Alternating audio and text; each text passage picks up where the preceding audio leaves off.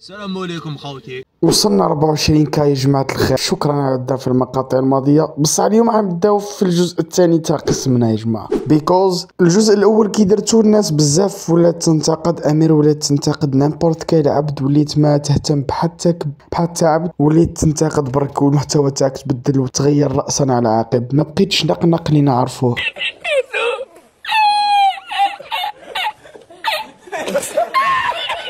في الفيديو اللي فات جبت روحي يا جماعه قلت لكم انا موهبه تستحق المسخ. يا فوقي قاعد سكوته تعرف البيضه فوقي قاعد سكوته.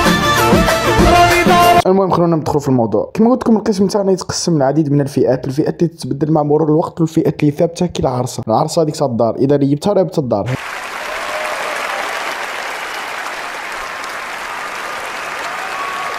بكل لازم نحطوا اليد في اليد كونتر القسم تاعنا هذا باش نبدوه من العالم الى الكوكب المريخ.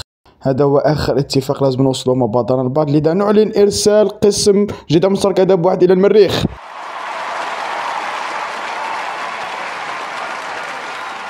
مادام القسم تاعنا ما فيه حتى فايده ماش لازم نروحوا المدرسه يا خوتي. هيا صاي ادخل في الموضوع وخلينا في السيريو، والله غير سيريو، حبنوا لي سيريو.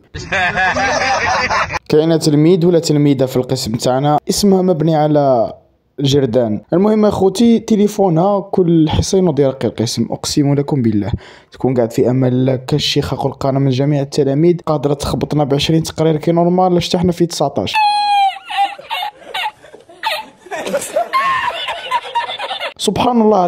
سبحان الذي زين الاقسام باللعيبه الصالحين. يعني يا جماعه كي قاعد نهضر هكا مش قصدي استهزاء، مي فريمون صعيبه وين تلقى عبد ناس ملاح وتليفون وناس ملاح في نفس الوقت في نص عباد مارقين في القسم. انا نهضرها ونقنع يا جماعه بلي القسم تاعنا مارق، القسم تاعنا نشتا مليح يحاول يكون مليح يبقى مارق يا جماعه، ماهوش قسم من الاخر. ميرش قاعد تهضر صاي فهمت واش تحوس من الاخر، انت ماش باغي تدخل تقرا غدوه يعني تسمى كذا هكا من غدوه ما ندخلش نقرا. اللي بان تصورته في اخر فيديو جماعه ناس ملاح تقدر تسميه بنور الشمس، كي هو يجي الشمس وتشرق اقسم لكم انه يشبه الشمس تيلي طابيز يا جماعه. اقسم بالله غير ما نتمسخر، المره اللي فاتت كنت نتعشى وكاع نسجل في الفيديو، مي اقسم بالله شفت البوبي هذا هو هذا. بما ان القسم تاعنا كان سبب من اسباب خساره الجزائر في كوب دافريك، وبصفتي الادمين تاع الجروب تاع القرايه اللي في الانستغرام، وطالب بارسال مهدي سبب خساره الجزائر الى الفضاء.